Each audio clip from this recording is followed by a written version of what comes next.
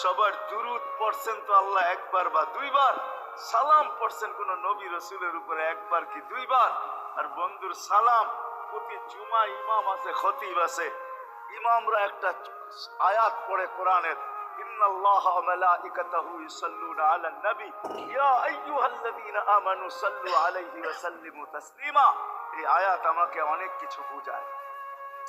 ইমাম উলামারা, আলেম উলামারা বলবে এই আয়াতে আমাদেরকে দুরূদ পড়ার হুকুম দিবেন, আমিও বলবো দুরূদ পড়ার হুকুম দিবেন। কিন্তু আমার প্রশ্ন আছে এখানে, আমার প্রশ্ন, আল্লাহ আমাদেরকে পড়তে বলতেছেন, ঠিক আছে, আমরা কয়দিনই থাকবো আর কয়দিনই পড়বো, একদিন তো আমরা মারা যাব, তো আপনার বন্ধুর উপরে দুরূদ কে পড়বে? আল্লাহ বলে, বেওকুফ, দেখোস না ফেরেশতাদের নাম নিছি, ফেরেশতারা পড়বে। আমি যদি আল্লাহকে উল্টা প্রশ্ন করি, একদিন তো ফেরেশতাও থাকবে না, মালাকুল মউত মারা যাবে।